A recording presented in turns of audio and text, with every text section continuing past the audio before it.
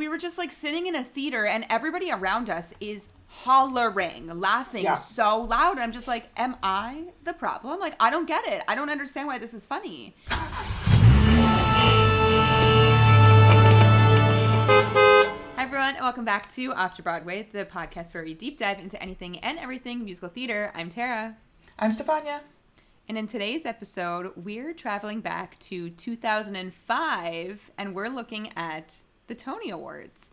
Now, this is, I guess, a new tradition that we kind of started last year. And I feel like this is our third time doing this, okay? No, this is the first time we've done it to the year of the Tonys. Sorry, second time we've done it to the year of the Tonys. The first time we did it, I think, was like that. Was it the crazy year? The one that we were like obsessed with? Yeah, we've done a way back when episode a few times, but yes, definitely last year we maybe decided this would be a tradition that every year we would visit the Tony Awards from 20 years past. And maybe one day we'll catch up to ourselves. But who knows? Yeah. This one was also like not really a gateway like I guess last year was. I feel like last year we talked about that on that episode, but this time around, like, we've seen 2 of these musicals in person. We're about to see a third one this summer, and then the fourth one we were just talking about is available like online. It was filmed for PBS, so like it's just interesting to me, at least. I feel like last time when we did it, was Wicked the only one that I had seen? I think so. It was Wicked, The Boy from Oz, Avenue Q. And Carolina Change, which we had seen. Yeah. So I guess like kind of the same. Yeah, it is interesting to see, I think, what stands the test of time and what has continued, let's say, to have new productions or what's potentially still running. Let me give you a spoiler alert. Nothing from this year is still running. Spamalot was on Broadway last season, but one of these this has literally been revived since then.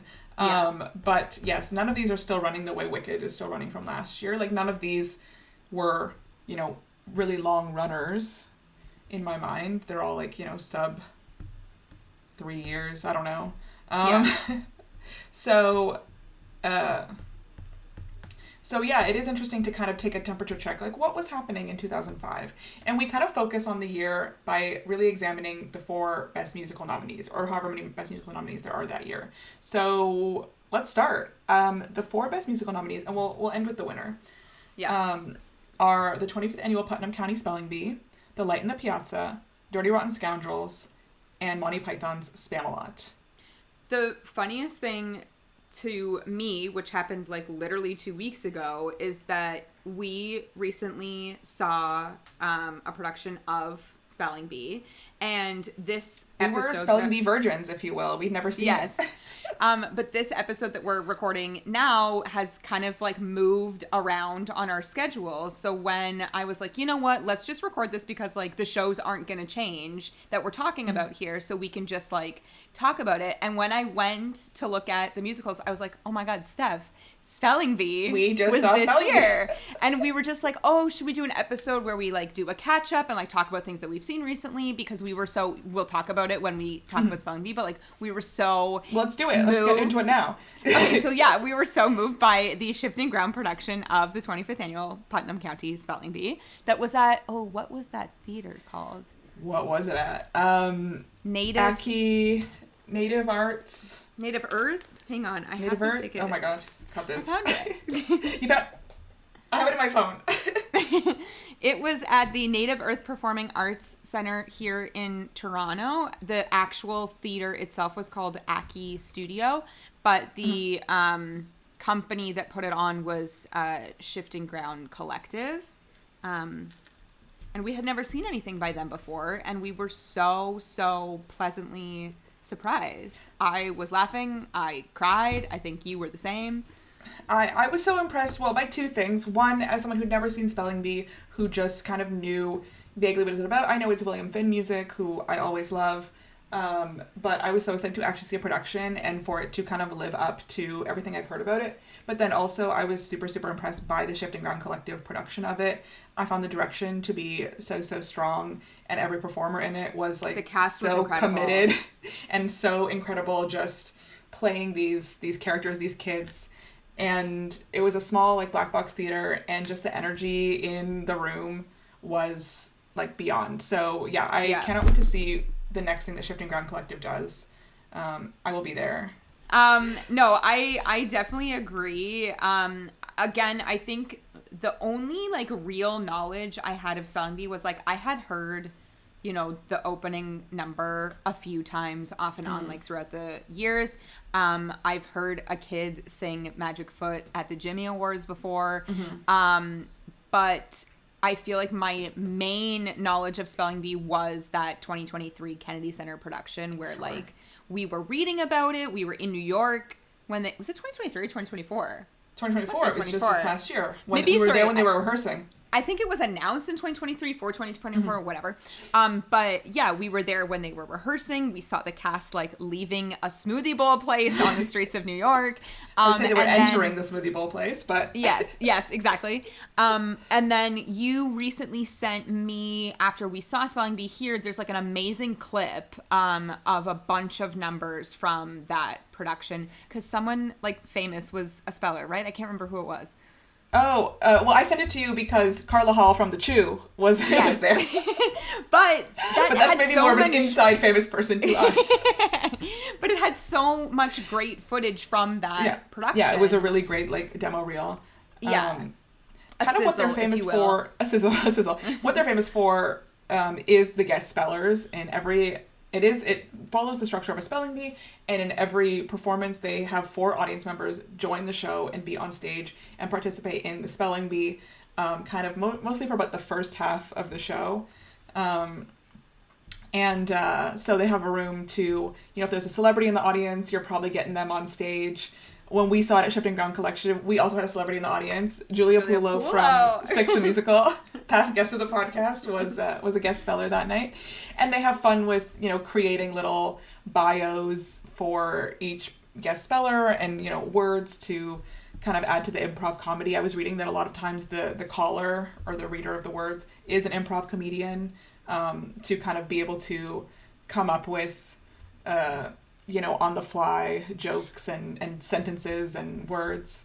I was gonna say, like, we never, like, talked about this after the fact, but I'm assuming, like, I'm under the impression that man was making up, like, sentences as he went along. I do think they have, like, certain ones that are necessary, but then, you know, for the guest spellers and for, you know, they probably have little improv moments that they're coming up with on the fly.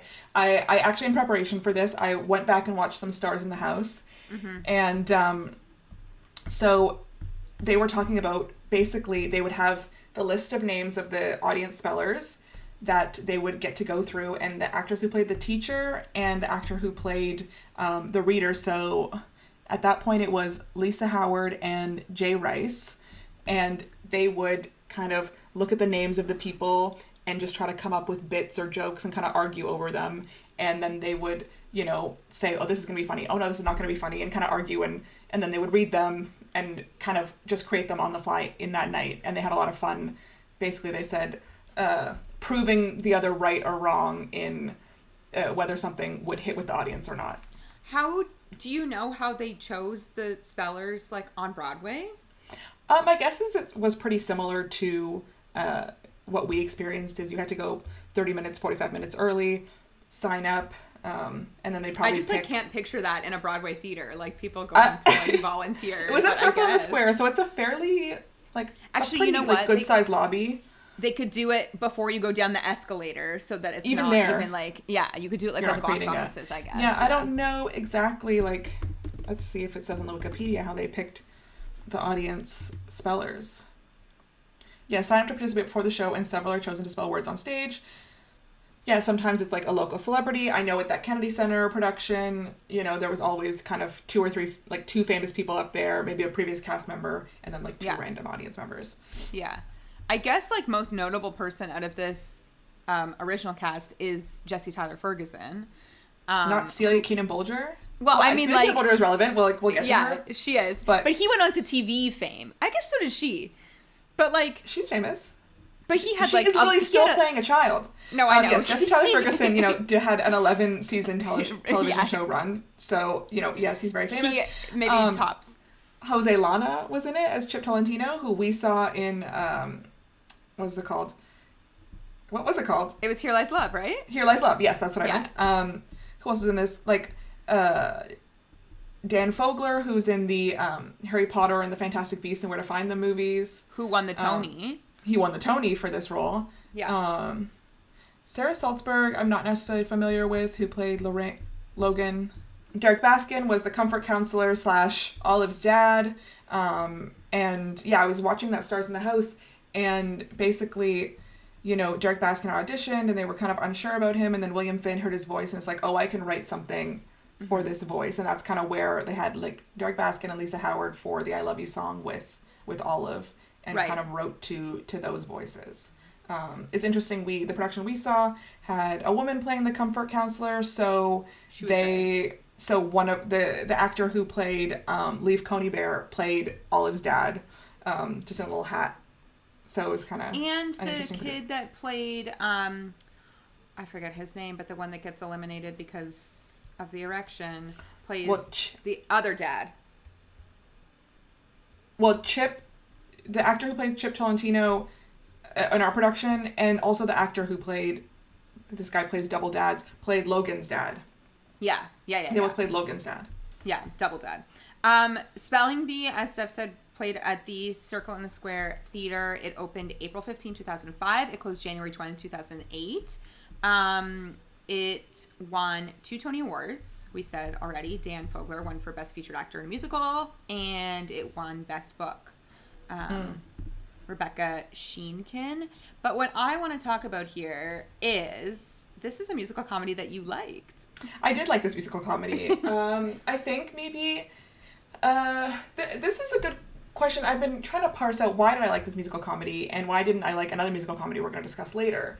And why you might not like a future musical comedy we might also see this year? Yeah. Maybe. But I think the kind of maybe underdogness of this show, I also like when things seem a little more,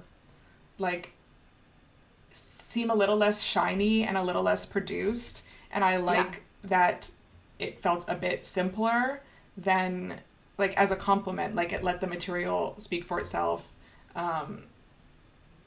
In that way, maybe just the style of humor jibed better with me. I love William Finn's music, and I think the balance of extreme comedy with extreme emotional moments, which he knows how to write so well, really, really worked for me in this production.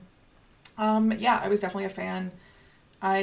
This is our first experience. Would I be a guest speller in the future? Would they want me? I don't know. But I was watching and I was like, I think I would be out immediately. I don't think I'm that good a speller here. I also just think that the nerves would, I'd be they'd say, I think it's in the cast recording, they complain because the same thing happens obviously on stage, they use different words. But in the cast recording, they complain about the word telephone. And I can spell that, but if I was standing up there at a microphone, could I actually spell it? I don't know. I feel like it would depend. The one that I was shocked at is they had the guest speller spell sacrilegious. Yes. And I was like, she's wrong, but she was right. And I was wrong in my mind. So there's that. The 4 guest spellers were actually iconic. The guy they were really funny. The most iconic in his Breeze. Okay, well, this actually brings me to, do you have a favorite song from 25th Anniversary Spelling Bee? Yeah. So my favorite song is one that comes back every single time someone gets out, which is the goodbye. I love that. I think it's so, I don't know, there's something this show to me, and I think this is real credit to those actors that were in this specific production that we saw, but it felt so real. And obviously these people are not children, they're probably in their 20s, but they felt so young and youthful to me. And it was during that's acting, Tara. That is acting. I know, but they didn't need to commit as hard as they committed. We've seen shows before where people haven't committed hard. No, they were committing. They were committing. I really need to shout out the whole Shifting Ground Collective for this show. Everyone there was not a single person that wasn't matching the energy of their cast member. It was so it was so great to see that. So I feel like in that song specifically, when they were just like waving at the audience and like the juice box moment, like I just loved everything about like the goodbye moments throughout the entire show. But I do think it's a really strong score. I've been humming the like 25th annual Putnam Counties like since we've seen it. Like it's so catchy to me. But I think that like, is it even called Goodbye? I don't know what it's called, but it's like the goodbye interludes is my favorite. The first goodbye, the second goodbye. It's interesting because the cast album, there was no set list in the program I was reading because the songs might be in different orders based on when who they're gets out eliminating where. different people. So that's kind of interesting. This I was going to say go ahead. No, I was just going to say before we get yours, this is also a show that I think sometimes when you listen to a cast recording, you're like, oh, I can understand the entire thing. You can, but there's so much that happens off that recording that's just like scripting moments that is really like the true magic of this show to me, I think. They were like open to things happening and playing with those things. Like this is not a show that is the exact same every single night. Like no single person will have the exact same experience at this show. It's actually two things I wanted to say. There was the moment when we were seeing the show, and maybe I'll reveal a little magic of the show, but I remember watching years ago Celia Keenan-Bolger like on a different Seth Rudetsky thing, who he provides all my insider theater knowledge, where basically they said every night they would give one of the guest spellers like a literal made up word, and no matter how they spelled it, it would be correct, and then the audience would go nuts. I guess. And and this happened when I'm assuming this is what happened, and the audience went nuts, and you're like, I can't, and we made me laugh. You're like, I can't believe I really thought it was a K. And I'm like, this is a fake word. It's not a real word. So I'm spoiling the magic here. But basically, it made like every audience member feel special. It'd be like, the night I was there, you'll never guess. Yeah. It was a crazy word, and the audience got it right. So the way that they create those magic moments for the audience is just like amazing. My favorite song in the show is Pandemonium for multiple reasons. I love like listening to it. I love listening to it. I think it's so fun, but also the way that they incorporate the guest spellers, the audience spellers, and they make choreography. They made them do the choreography, and then I was watching clips of the original Broadway production. They were making them do the choreographer. They're like, grapevining in a line. There's a moment where they like get them in a circle and have them start doing something, like punching, and then no, I'm talking about like a clip of the Broadway production. Yeah.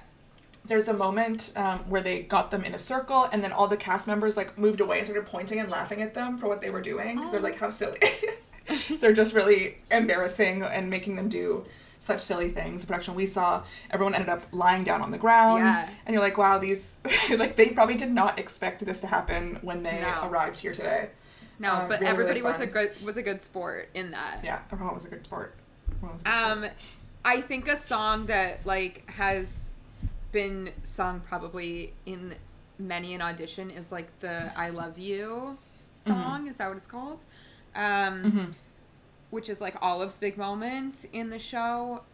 I don't think I expected like a heartwarming twist at the end, but also like I believe it was at the beginning of the production when they said, or maybe it's in the there wasn't a program, it was in a QR code.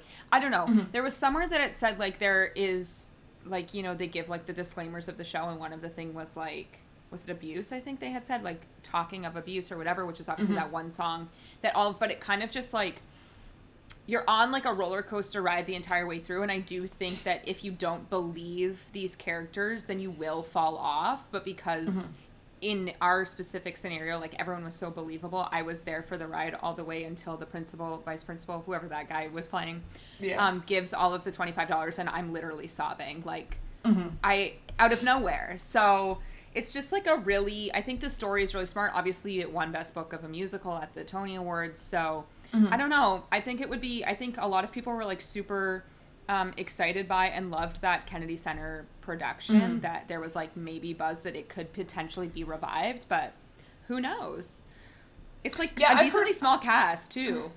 I've heard rumors of that going to Broadway, obviously without the Kennedy Center involved at this point, but different producers. But I can definitely see that happening. I think like the mood is there for that show.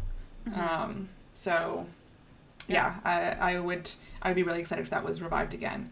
I think a good transitional moment in this show is to bring us to Light in the Piazza next, because this show and Light in the Piazza's development kind of have something in common in that the original Clara in the development of Light in the Piazza was Celia Keenan Bolger, and she was essentially let go because the look was not, and the sound, I don't think were right, and they were kind of moving in a different direction for that. She told the story on the Seth Rudetsky Stars in the House that, so they had come to her and said, we're doing this, you should come, be in this, they're paying $20 a week on for spelling bee, but you would be great in this. And she's like, I actually have a job already.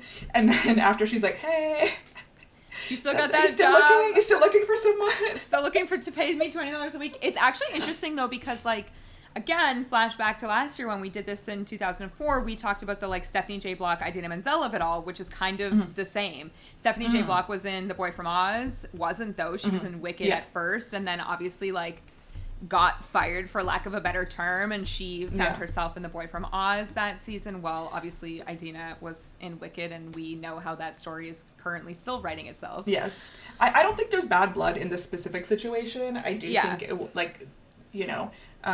when you look at the plot, Clara is, a young character, but at the end of the day, it's revealed that she's 6 years older than Fabrizio. But in that original kind of cast, they had Celia Keenan Bolger and Stephen Pasquale and beautiful voices, but that's just not the look, we're going for here. Yeah. And it makes sense. And Kelly O'Hara, who ended up playing Clara, was playing Fabrizio's sister or sister-in-law Franca in that production. So it was all kind of things got shuffled around, and I was watching, Kelly O'Hara was saying she loved playing Franca so much. She's like, no, I don't want to. I love Franca. And it's look, Celia's not in this no matter what. So either you do it or someone else do it. She's like, okay, I'll do it. Yeah.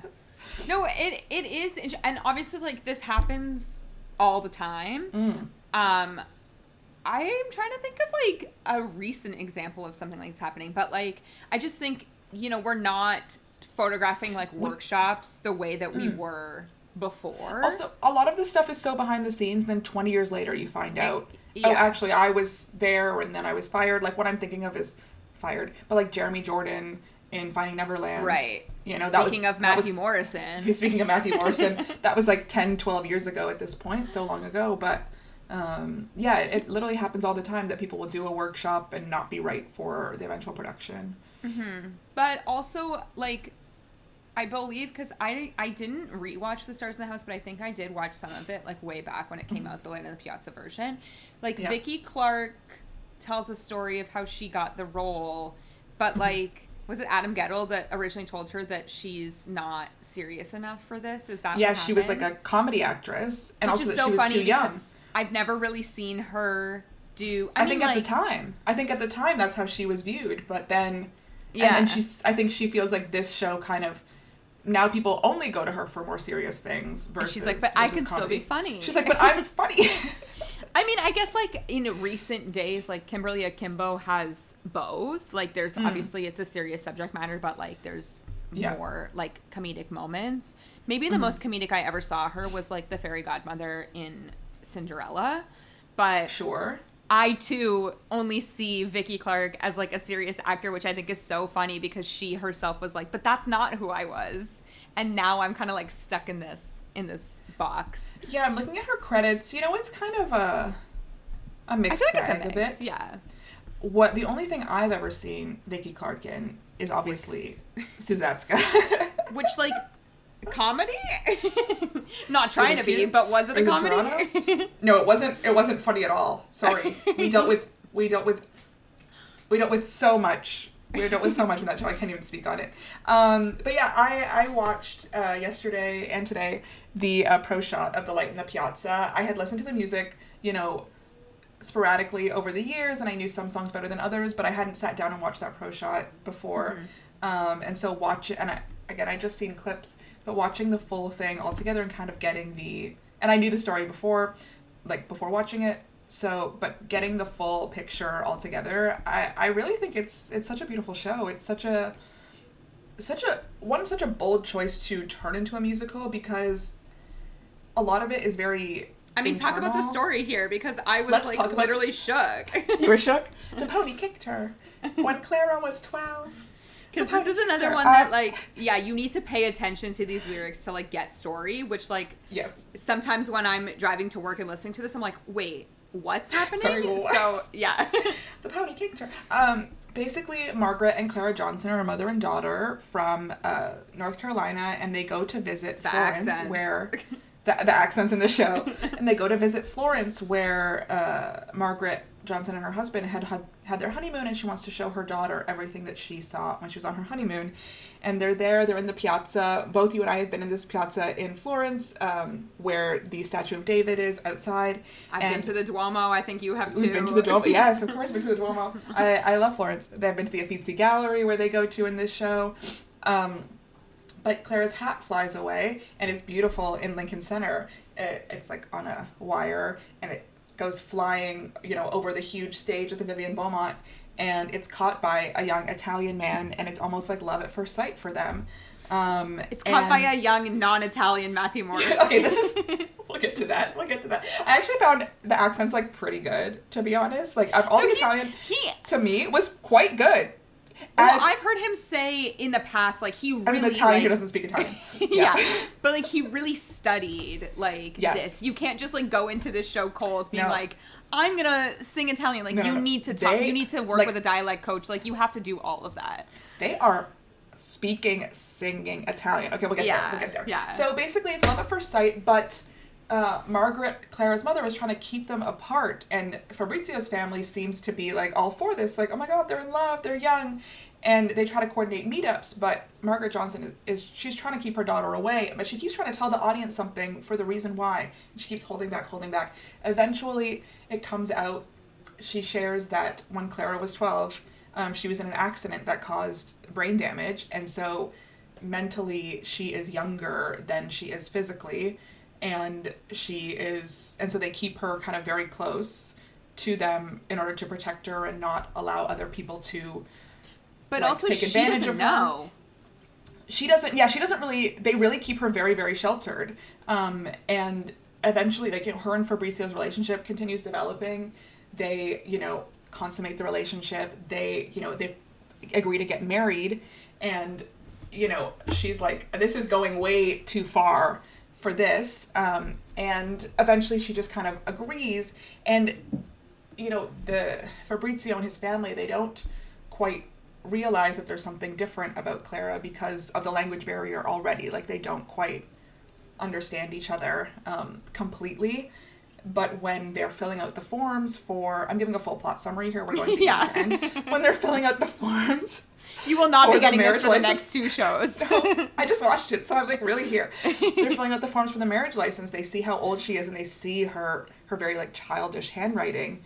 And Signor Nacarelli, is like, they cannot get married.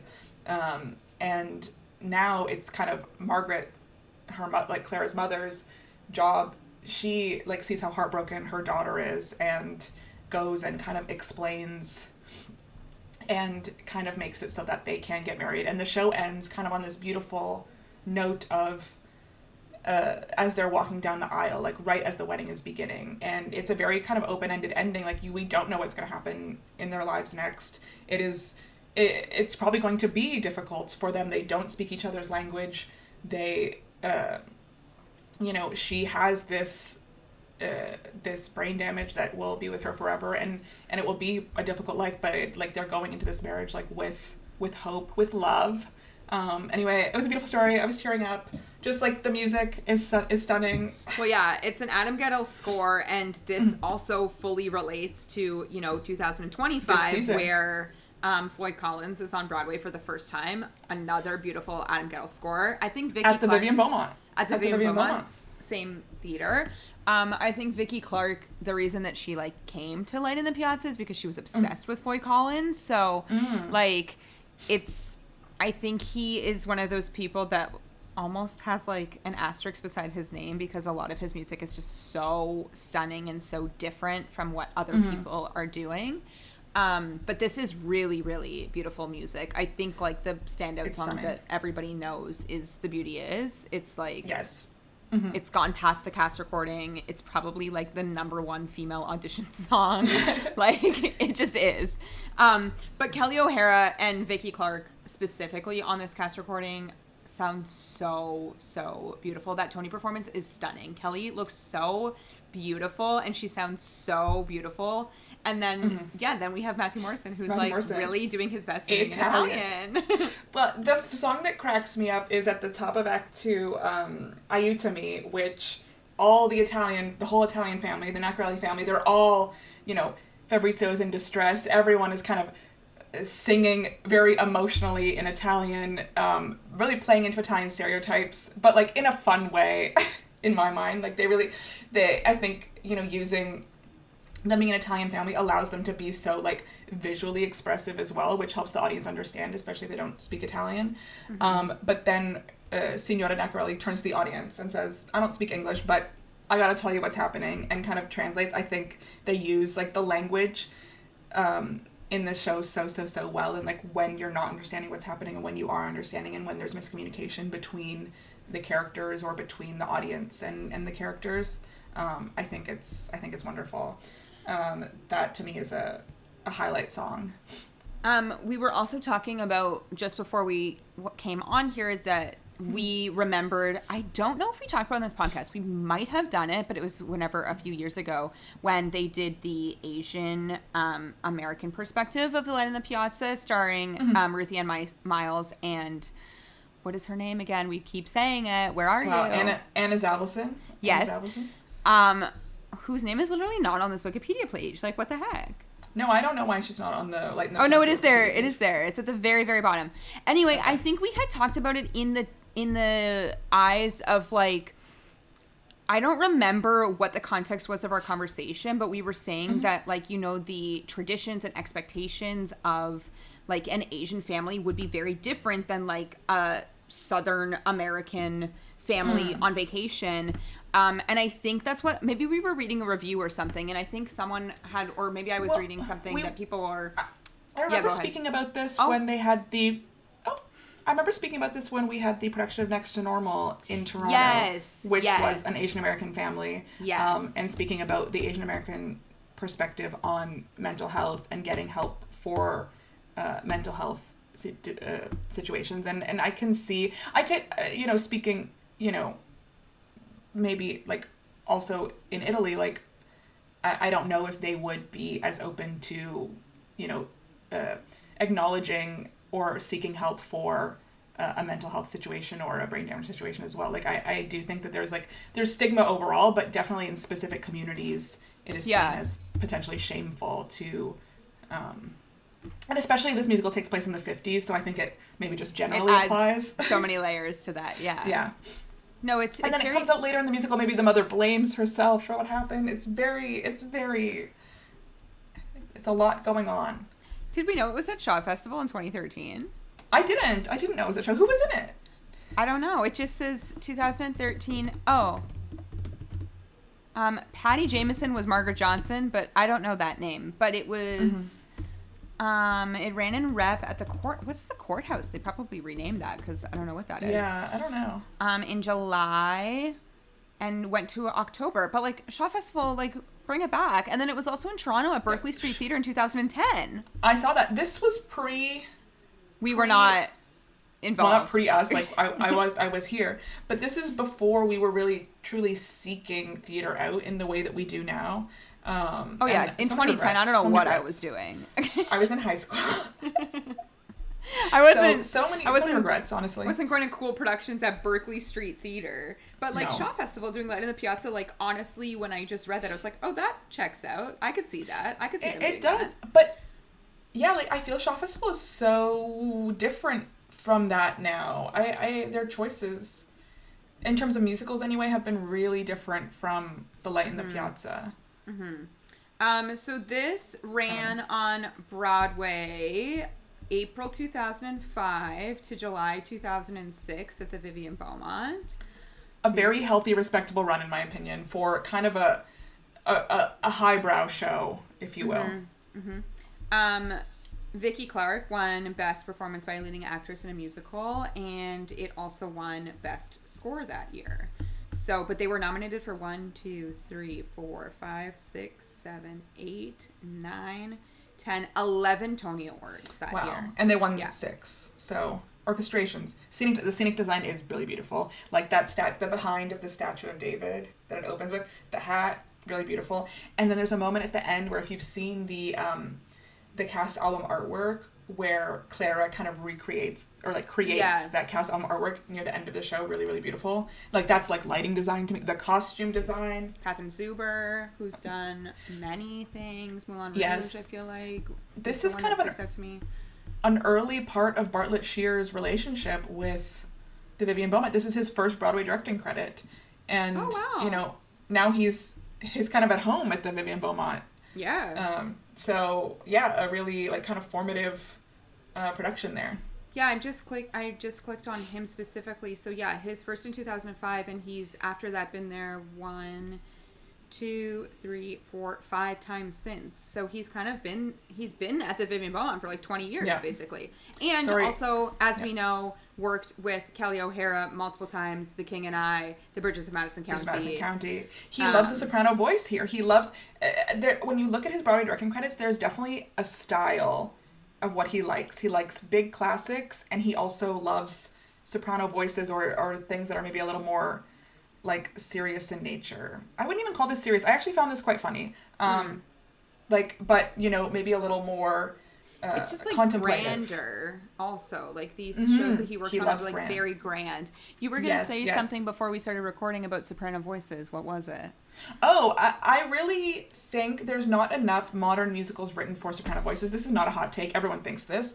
But I really There was think... like a specific video about this recently, and I can't remember who the creator was, but someone like literally was talking about this very recently. It tells you so much about the characters here, that both Margaret and Clara are sopranos and are using their voices in that way. It really informs the characterization. For one, Clara, it makes her seem like quite young to be using this like high pitched and singing in this voice, and maybe more naive, more innocent, and so much belting. But we have these actresses with these beautiful soprano voices who can do so much with character, and convey so much storytelling. And I feel like there's not a lot of opportunity that's not revivals for these voices. And I think we need to be writing, not me, but I think but so many leading lady voices are same. And if there's more variety, it allows a variety of characterizations to be like represented. It is interesting because this reminds me of like a 2-second conversation we had when we saw I don't know exactly what the true title of it was called, but like the modern Broadway TSO concert at Roy Thompson 21st Hall. Century Broadway. 21st Century Broadway. A few weeks ago, we saw my friend Jared there as we were leaving, and he specifically made the point to say like these songs are like damaging to some of these vocalists because you're expected to like high. Belt, but like so high, but like not in your correct like register almost. It's just like, it's not screlting, but sometimes it is screlting for the sake of screlting, and it's just every song ends with a big every song note. is trying, especially in the way that like this specific show was programmed. It felt like every single song was trying to one up the next with how high we were getting as we went on. Like hit after hit at 21st Century Broadway. Exactly. Stephen Reinecke is hit after hit.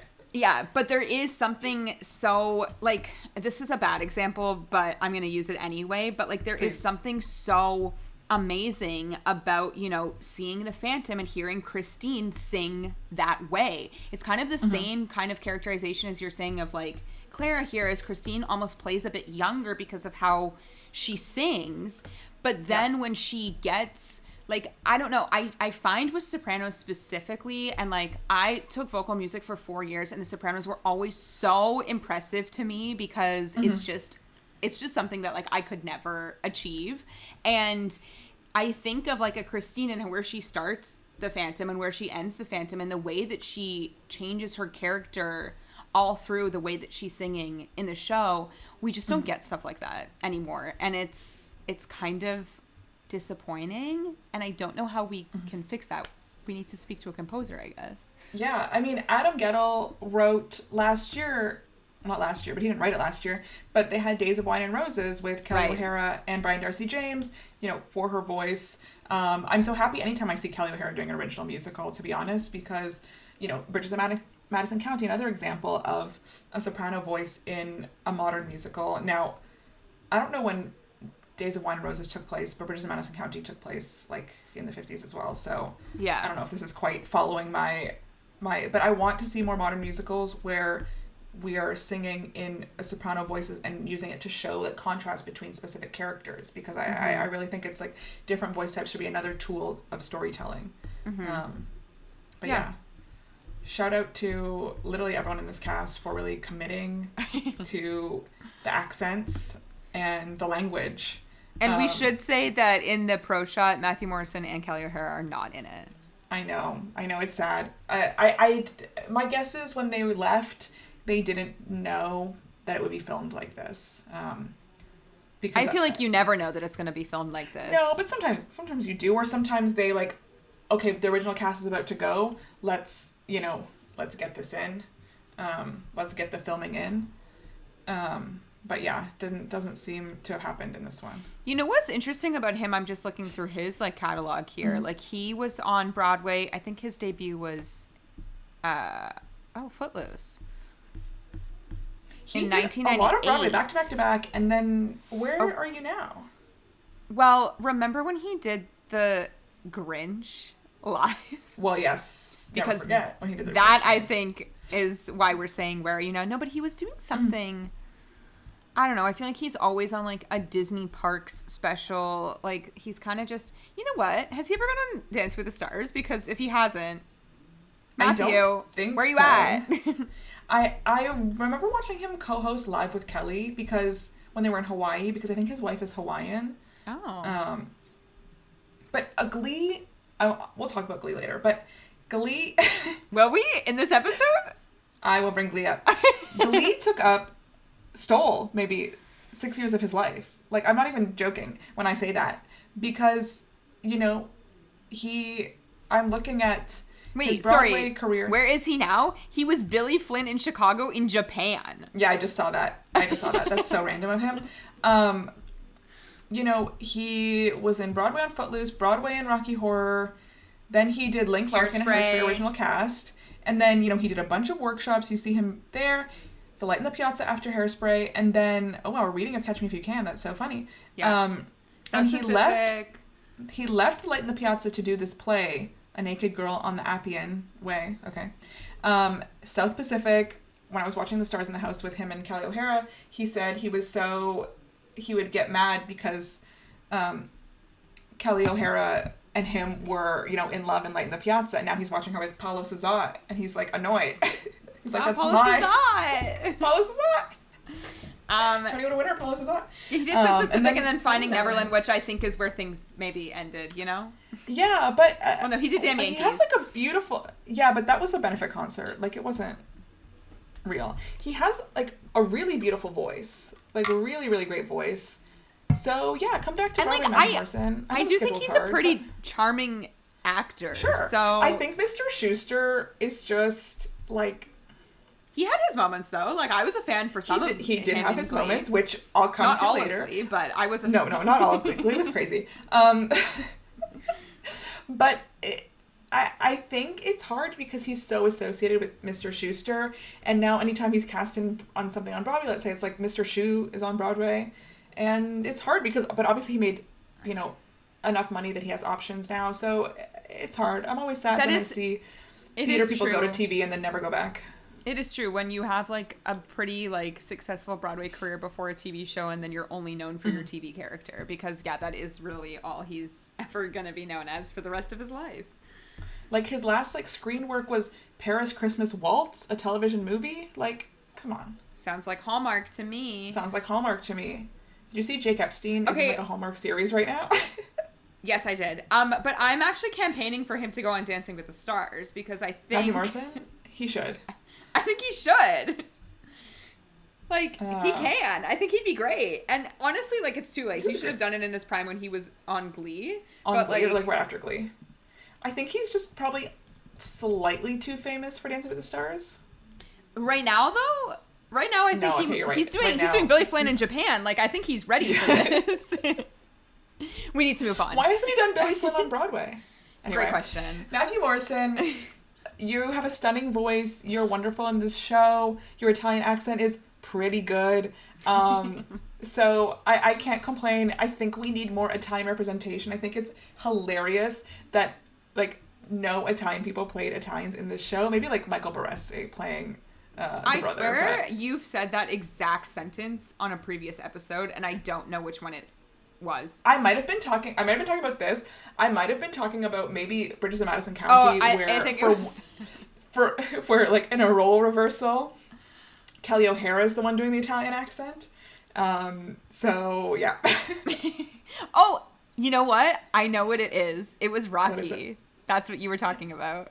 You're right. Andy Carl doing this Italian accent. We need real Italian representation on Broadway, okay? If you're gonna take from my culture, you need to represent. No, I wasn't really bothered by this. Everyone was vaguely European. It's fine. Yeah. Okay, let's move to a show that we will be seeing this summer, and that is our next musical nominee, which is Dirty Rotten Scoundrels. Stratford is bringing this summer. I believe it starts in April, and it will be running until October, but we'll obviously have more exact information on that when we do our episode. I'm like so uninspired by this musical. This is very on brand for Stratford Festival. And while this is a New York episode, if you will, like, I think it is interesting to see what is still having productions and what is standing the test of time 20 years later. And I'll be interesting to see how this show for sure stands the test of time as we kind of texted each other in shock at some of the lyrics or references in this show. Gasping. I do think because after it's in it's called Great Big Stuff, right? That's the song? Great Big Stuff. That's what they did at the Tonys as well. Yes. There are two people that are mentioned in that. There are many people mentioned, but two specifically. That I was like, do we know? Like, do we just know what's going on here? But I was like trying to find out. I was looking up like different productions of Dirty Rotten Scoundrels like through the years, and it does seem like there have been lyric changes, specifically. Yeah. That just like things just don't hold up. Yeah. We're being very cagey about this, but there is a Trump reference right at the top of Great Big Stuff that I actually feel needs a trigger warning. A P. Diddy reference in this. The Trump one was like worse to me because... Really? Well, not worse, but just it like took me out so much of that song. And I do feel like to keep it in would be distracting at this time. Yeah.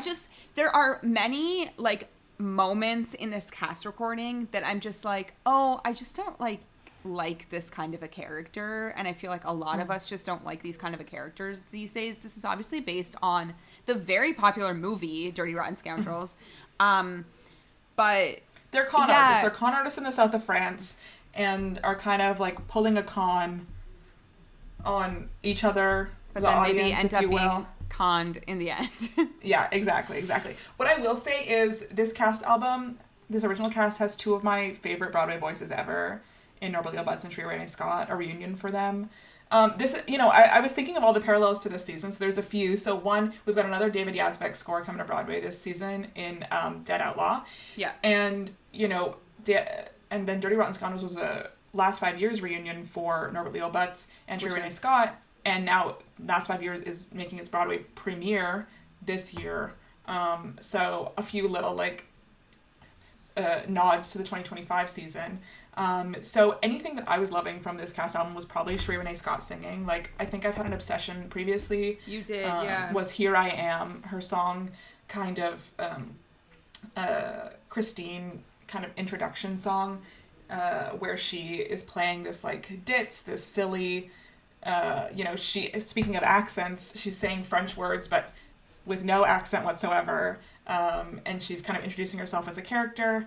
And then you as the audience are kind of getting conned by her, if you will. Yeah. My favorite part of this cast recording is when like John Lithgow comes on and is like, if you don't know how this ends, stop listening. And I was like, why don't we do this more often? That's fun stuff. It was basically like, hi, I'm John Lithgow, because obviously he was starring opposite Norbert Leo Butz in this production. And then he is like, you know, if you've seen the movie, keep listening. If you haven't, like, turn this off, go buy your tickets to the show, and then come back and listen to the rest. Or, like, if you've seen this movie and still want to buy tickets to the show, and he was saying something about, like, and make sure you buy them at full price. So it's like, that's cute. Like, I like these, like, little spoiler-free moments. And me being like, should I stop listening now? Because we're literally seeing it in a couple months. But no, I needed to listen all the way through. Honestly, it's gone. You know what? It's left my brain. Here's the thing, though. That, for sure. But, like, I'm happy, I think, that I know what I know before seeing it in person. It like levels out an expectation. And I don't always feel that way. Like, we're specifically, like, talking about this currently because, like, as we're recording, we are going to New York in a month. And there's so much of that I do not want to listen to. I don't want to know. Staying sheltered from. But, like, these older musical comedies, I'm, like, okay to know about them before I walk in. I don't need to be completely, like, fresh to that. I agree. It will help, like, manage an expectation. Maybe I'll be blown away. Maybe it will be, like, such a great production. Here's the thing. Stratford always puts on amazing production. A beautiful production. And you know what? They're in the south of France again, so they can reuse their La Cage aux Folles, like, set pieces from last year. Yeah. This musical, as a choice, almost feels like maybe a combination of Something Rotten and La Cage aux Folles. Like, big, bombastic musical comedy, south of France, kind of, you know, mysterious, like, European, I don't know. So I do feel like it's, and I do think it's good for the audience at Stratford Festival, but it's not something that if we didn't have this podcast, I would be racing to see. But maybe I'll be pleasantly surprised. Like I said, Stratford always puts on really, really high quality productions, even if the show itself is not my favorite. Their direction, their costumes, set, orchestration, like music, cast. Always sounds, the cast, everything's always really fantastic. And so I'm happy that we're so close to somewhere that puts on really high quality productions of these musicals. So we're really getting to see them kind of in their best light to form opinions on them, if you will. Yeah. But yeah, and it is interesting looking at the best musical nominees. 3 of the 4 are comedies, and I don't really think that always plays out. And 2 of them I would say are like classic musical comedies in Dirty Rotten Scoundrels and what is the eventual best musical winner. Yeah. Whereas Spelling Bee is maybe like an offbeat musical comedy. Yeah, so just looking at the Tony nominations here, it only won 1 Tony Award, and that was for Norbert Leo Butz. Him and John Lithgow split the bill for Best Actor in a Musical. But yeah, it was nominated for 1, 2, 3, 4, 5, 6, 7, 8, 9, 10 Tony Awards. Wow. I know, like, the numbers are so high. It's crazy. And then I feel like, not to say, but then I feel like Norbert Leo Butz, he's won more now, but his next Tony Award win was for Catch Me If You Can, in which I feel like he's playing a semi-similar character. Like, he's not the con artist in this one, but, you know. This character is kind of wild, though. Dirty Rotten Scoundrels. Like, it's pretty wild. I'm an Norbert Leo Butz lover. I'm a stan. I saw him. Yeah, like, I agree. I saw him in My Fair Lady, his 3rd Tony win. Honestly, the most shocking to me was my, like, first introduction was like, I watched this video from, like, this West End concert that Ramin and Hadley Fraser did. And I was just like, this is so out of character for Ramin. And then cut to his, like, headshot for Pirates, the Penzance musical. No. I'm like, is this out of character? Is this kind of like the realm that you're trying to go into in, like, the musical comedy sense? But I was watching the video of, I don't even know the song. It's the one where, like, he's describing, like, because the character becomes a fake brother, right? Like a French. I literally don't even know. Like, I don't know. I'm trying to inform, but I can't even inform because I don't even know. I think the song is all about Ruprecht, who Ruprecht you're right. By Sorry, I was just on the Wikipedia. Yeah. Freddie, right? Norbert Leo Butz's character's name is Freddie. Yeah. I think it's part of the con. They're like creating this new character who's like part of the con. Anyway, this song, like Hadley Fraser is singing it at Ramin, who's doing all these like outrageous things in this concert space. And I'm just like, I can't unsee this now. Like, I can't unsee what I've seen. So Norbert Leo Butz makes more sense to me than Ramin does. It's very much in his wheelhouse, this kind of maybe frantic, a singer, like a powerful, I don't know, Norbert Leo Butz always sings like he's out of breath to me. I love his voice, but he always has like some, like, he's got this frenetic energy to him. And I think it like suits him really well. He did the national tour of this too, like crazy. He loved it. He had a good time. So it premiered at the Old Globe in San Diego, and then it moved to Broadway in 2005 at the Imperial, which is also currently housing a musical comedy in Smash. You think, is it a comedy? I guess it has to be. I mean, sure. And then it closed on Broadway in September of 2006. So like a healthy year, 9-month run, year and 8-month run. Can't complain. Yeah, like directed by Jack O'Brien, who has, I think he won like a special Tony Award kind of recent, maybe last year I think he won a special Tony Award. Yeah, Lifetime Achievement Award. So Jack O'Brien has been around. His most recent thing was Shucked, which a musical comedy I like. I'm curious to know if you'll like. Yeah, I'm also curious to know if I'll like it as well. And then it was also, what was I going to say here? Oh, Jerry Mitchell choreography. So yeah, like the Tony performance was big. Like it was a big performance. So it's just interesting. There is like so many parallels again with Norbert Leo Butz, like, you know, looking at last year in 2004, obviously he was in Wicked. So like he had a really good back-to-back year. Thinking of 2025, you know, John Lithgow was just cast in the new Harry Potter series. So like things are happening. Yeah. Norbert, what are you up to right now?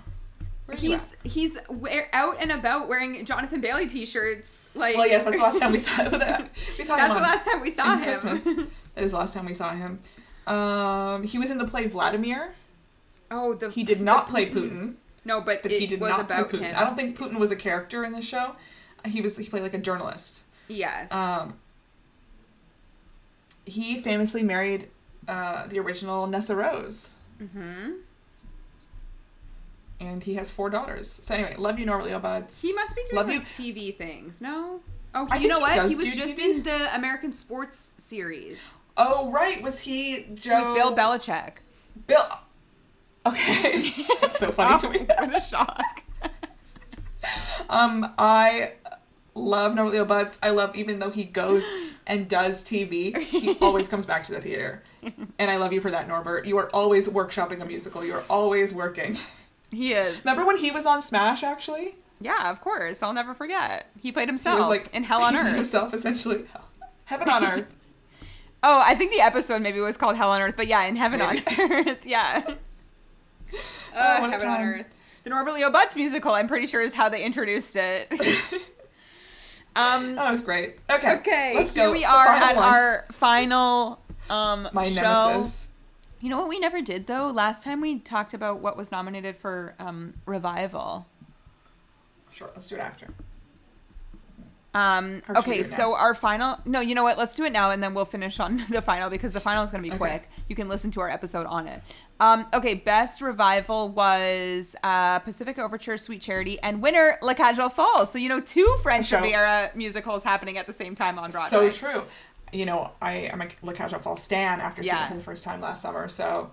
Congratulations. The other parallel to this season is Best Revival of a Play in 2005 was Glengarry Glen Ross, which is back on Broadway back again this season. So back again. And Liev Schreiber, I think, won Best something, actor supporting, whatever it was. But yeah, he won Best Featured Actor. I mean, like, these things make sense to me because a lot of the time, you know, things get revived for, like, specific anniversary. 20 is obviously a big anniversary year to do. But I was just like, oh, that's so interesting because I mean, Glengarry Glen Ross, also a movie, but I didn't really know much about it until I was, like, reading about this. It's a Mamet play from 1983. So, yes, it's about real estate. Yeah. I actually have something to tell you. This is going to get cut. But they made a movie of the play Pressure. They did? Yeah. I think we should keep that in.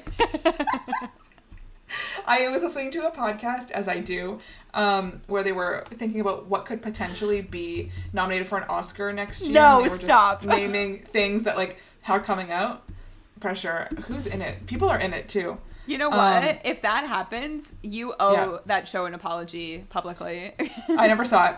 It doesn't matter. Carrie You've trashed Condon. it without seeing it so many times. Carrie Condon, Brendan Fraser, Andrew Scott, Damian Lewis, Chris Oh my Messina. God, what a cast. What a cast. Yeah, they were like, it's about weather. And I was like, not pressure.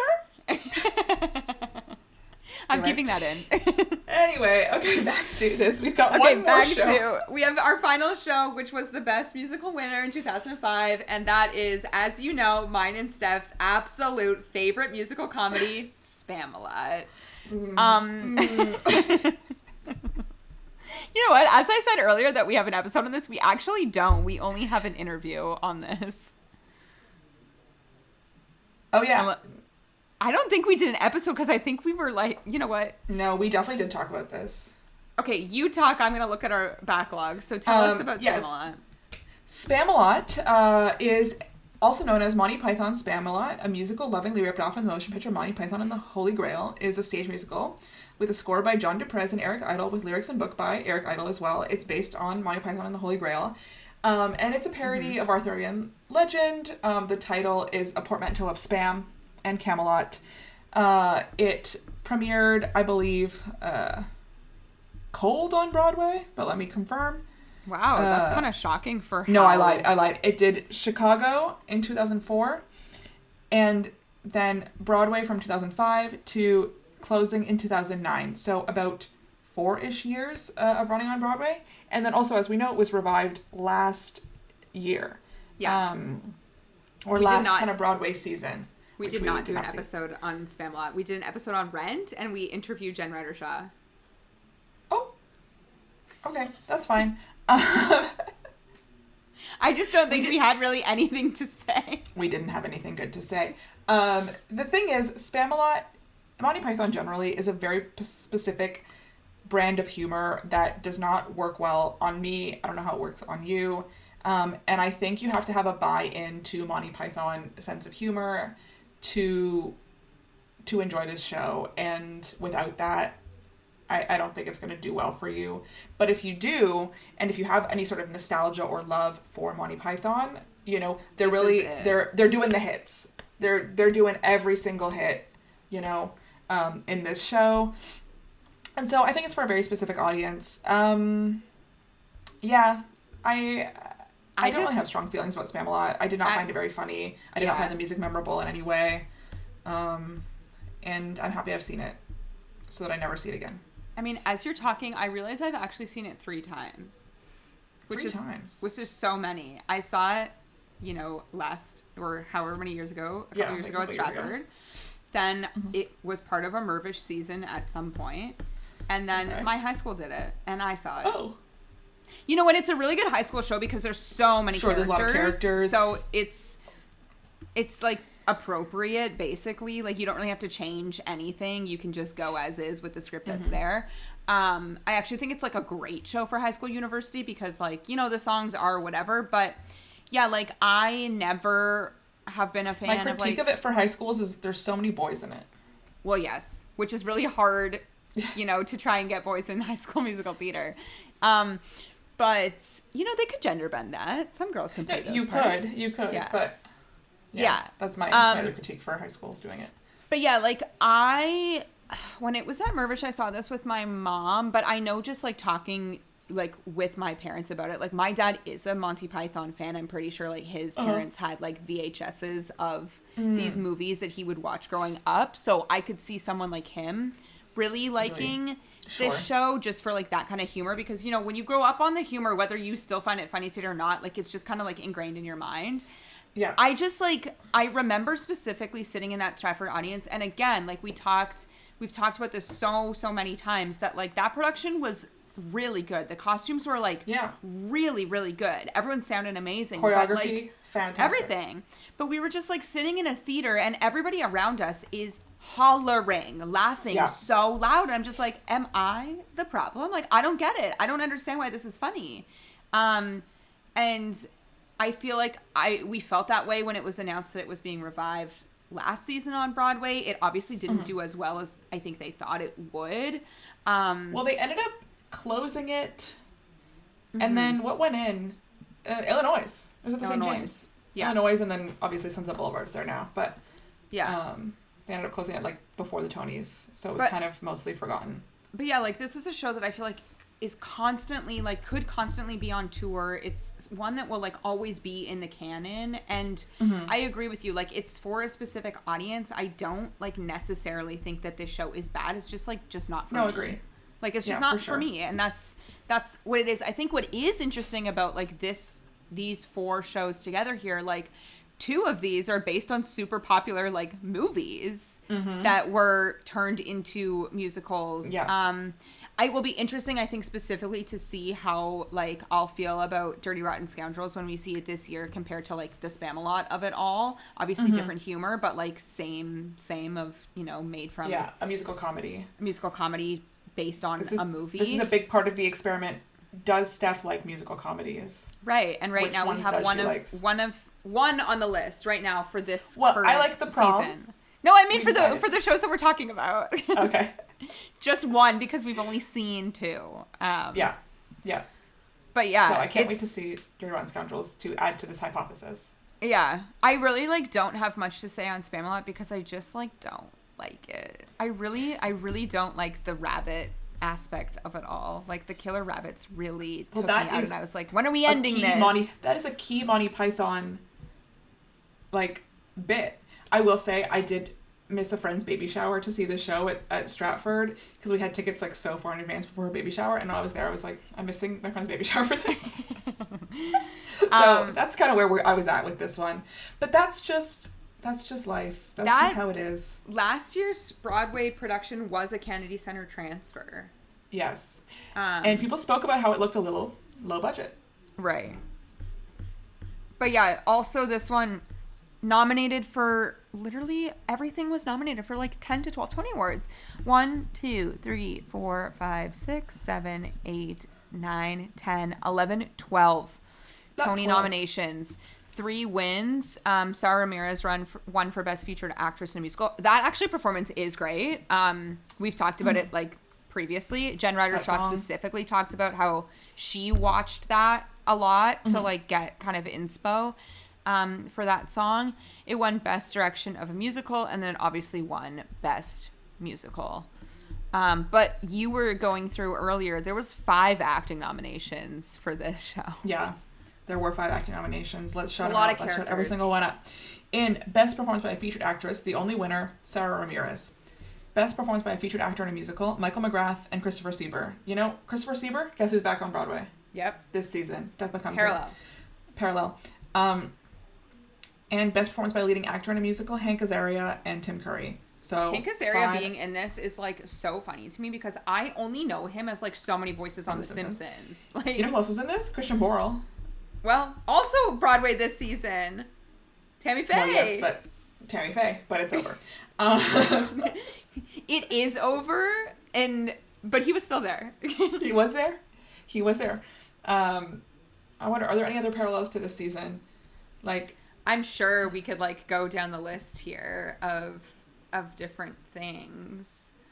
But yeah, I don't know. Yeah, like kind of a like mid-season. I think if I were to give this to a show, I would give it to Light in the Piazza or Spelling Bee. I think I would give this to Spelling Bee. I also am with you on Spelling Bee. I just think it's so fun. Unique. Like of these, it's the only like original story. The other 3 are based on movies or novels or other existing stories. It is truly unique and was truly like developed from kind of the ground up. It feels very like grassroots almost. It is interesting to see what happens in a year when everything is so fresh, and how opinions would change or mold, 20 years on, if that winner would still hold if it was voted on today based on a show's legacy, the way it's been produced subsequently, and just, overall, like, cultural temperature of the time. Yeah, I mean, all 4 of these have had subsequent productions, and none of these are, you know, horrible, like, disgraces that they were nominated at all. I think all of them have, you know, held up in a way. But the ones that I think people really talk about, and maybe that's just my bias and what I'm seeing, is Spelling Bee and The Light in the Piazza. Like, people are held so much fondness for those shows in a way that I don't know if fondness is held as much for Dirty Rotten Scoundrels. Spelling Bee almost, like, puts itself in the category of, like, a cult musical, because the people that love Spelling Bee, like, love Spelling Bee. So we, again, were, like, kind of new to it. It had always been a show that I'm like, oh yeah, what about Spelling Bee? But then, you know, there's a whole online community that's, like, super obsessed with it. So if we're gonna talk, like, test of time, maybe that one has, like, succeeded the most. And in it's that, also built in that you're able to adapt it totally as it goes. You know, The Light in the Piazza is kind of almost a museum piece in a way, in that it takes place in the 50s, and because of the language, like, improv and changing it would be really, really difficult, I think. So you're kind of like, it is what it is, whereas Spelling Bee can evolve forever and ever and ever based on from night to night even. I found another parallel. It's not on Broadway, but A Streetcar Named Desire was in 2005, and obviously Paul Mescal's doing it at BAM. So another parallel. Everything comes back around. Everything always comes back around. But I'm looking here because I'm crazy, and we'll be doing this hopefully next year. But the 2006 Tonys. Please give us a the teaser. Best musicals are year. actually, like, this is pretty fun, I think. So a teaser for a year from now is Jersey Boys, The Color Purple, The Drowsy Chaperone, and The Wedding Singer. Fun. Wow. The one I'm probably most familiar with of those is The Wedding Singer. The Wedding Singer. So I would say that's where I'm at on that. I think I'm probably most familiar with The Color Purple. Just that's the one I've listened to the most. I've seen the movie. Oh my God, Steph, maybe it's time to read the book.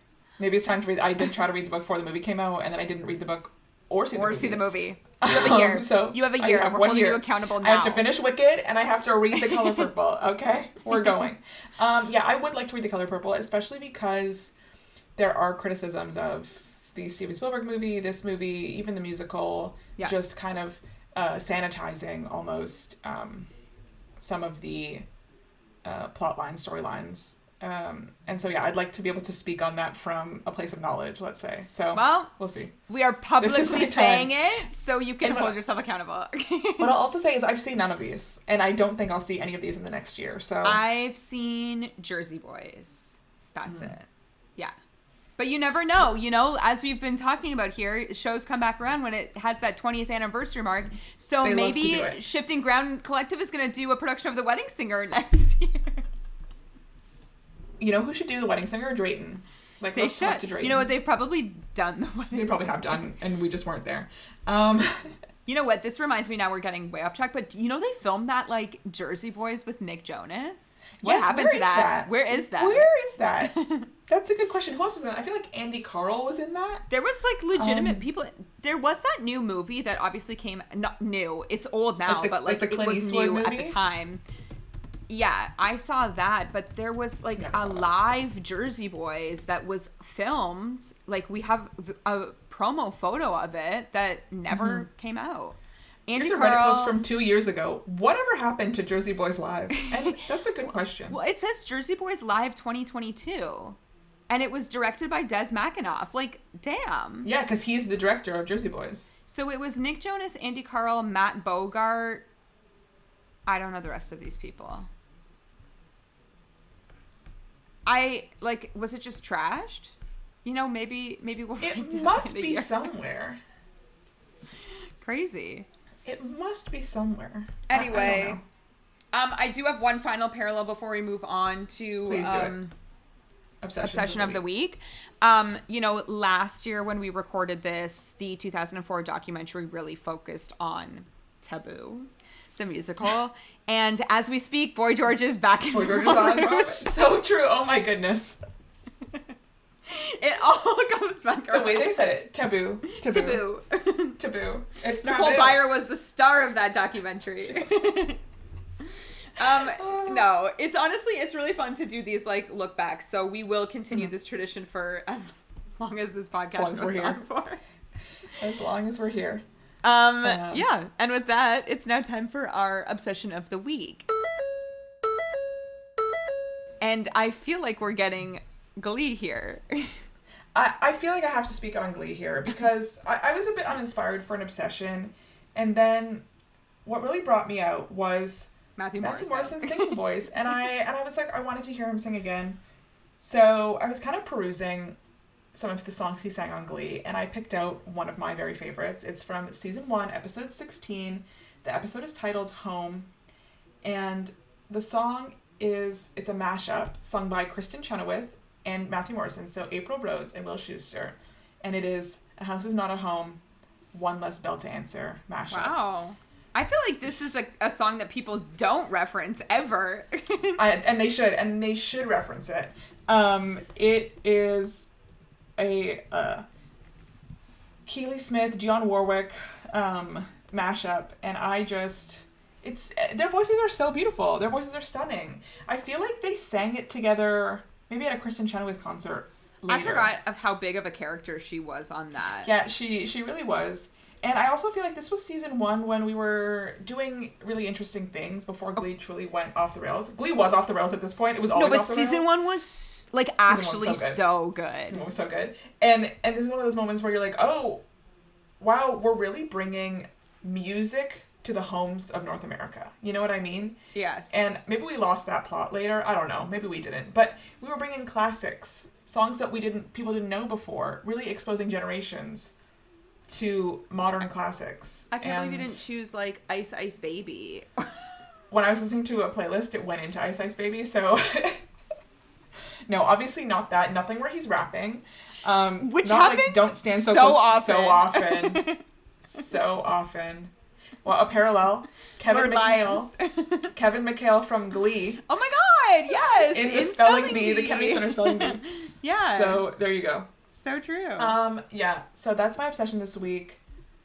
One Less Bell to Answer, A House Is Not a Home, mashup from Glee, season 1, episode 16, sung by Kristen Chenoweth and Matthew Morrison, who has a beautiful voice that we don't credit enough because the character Will Schuester was literally insane. This is after he and his wife broke up because he found out she was faking a pregnancy. Well, and yeah. So he's... So maybe season 1 was already off the rails, but it didn't feel like that at the time. And also, ABC, if you're listening to this podcast, we're campaigning for Dancing with the Stars. So true. I was going to say, this is Fox. Yes, we've had past Glee cast members on Dancing with the Stars. Heather Morris. So Amber Riley, winner. Amber Riley, a winner. I forgot. She has transcended Glee, though, in a way that Heather Morris did not. Yes. So, yeah. Like, Matthew Morrison, if you're down. Let's do it. We'd love to see you. We would maybe go to the tour. The tour is so expensive. It's so expensive. And you have to go to Rama or Kitchener to see it. It doesn't come to Toronto. On like a Thursday. Like we have to go to Kitchener on a Thursday. And the celebrities don't even come to Canada, to be honest. Like no, but what did we talk about? Like, oh wow, we're not going to get into this. Maybe we'll save this for like a future episode. But we were like dream casting Broadway stars on Dancing with the Stars. Broadway season of Dancing with the Stars. We were. Okay, who I came up with at the end, after we stopped talking about this, Leslie Margarita on Dancing with the Stars, I was Broadway. literally gonna say Leslie Kritzer, who like Leslie Kritzer from Sandlot. Yes, no, we need a Leslie. Maybe where both. was that? Where were we doing that? We were at the orchestra. We were at 21st Century Broadway. Right. Well, Matthew Morrison could be part of the Dancing with the Stars Broadway season. He could. And then like Amber Riley is a judge. Let's say like who would Matthew's partner be? I think we need to bring back Sharna for this. Oh, okay. That's my I was gonna say, I think he could be good with like Brit. Oh, that's good. The other person is like Emma. This is really niche. Like this is so niche. This is really niche. This is really niche. Okay, Tara, what's your obsession this week? Okay, my obsession this week is, sometimes random things just pop up on YouTube, and I feel like specifically this came up because Annalie Ashford came to my place of work recently, and I was doing a lot of research on her in preparation for an interview on the show I was working on. So I think the algorithm just fed me Annalie Ashford. Yep. And I just recently watched the NPR Sweeney Todd Tiny Desk. It is so good. Alex Lacamoire is conducting like off to the side, and the most interesting thing to me is that in this Tiny Desk, the piano player has a mirror like on his stand, I guess, and he's looking at Lac, who's conducting, because he can't like turn around. He can't turn around and do it. So he's like looking in the mirror, which I was like, this is amazing. It's really good. They bring so many band members, like violins and fiddles and like everything, so it sounds really like rich in that studio. And what I loved about it, I can't even pick like a certain song because I think the whole thing is just like a really good watch all the way through. It's about 25 minutes.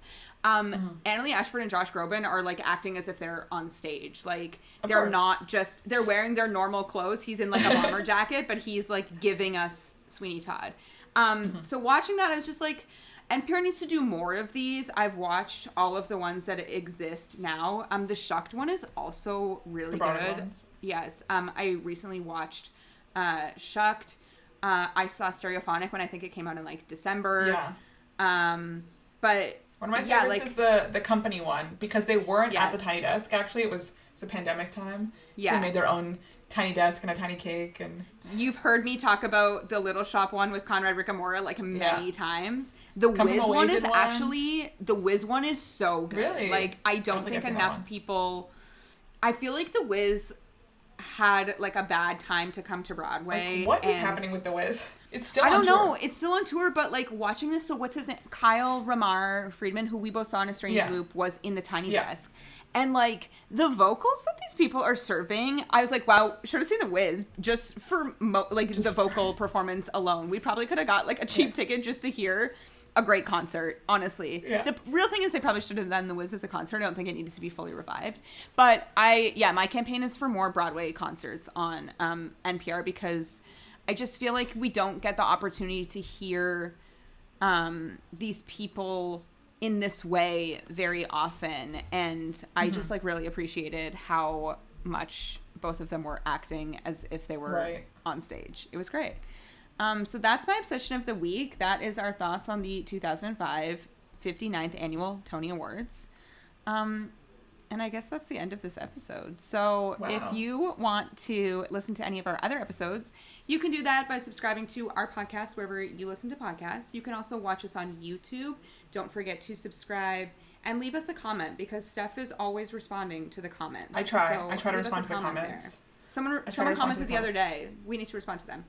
I need to go through and respond to comments right now, but if you're getting a response to a comment, it's usually me. Yes. So hope you're happy with that. But I love responding to comments. I love reading them. I always, I'm taking a screenshot. Like, do you see this person wrote? We love the essays. So they're our favorites. When there's multi-paragraphs, it's great. I love an essay. But please tell us what you think, or what you would have picked as your winner for the 2005 Tony Awards. Like, I want to hear what we think 20 years later would be the winner. Yeah. And leave us a comment and subscribe on YouTube there. And you can follow us on X and Instagram at Off2BWay Podcast, and at Off2 Broadway on TikTok. And we'll see you guys next time. Bye.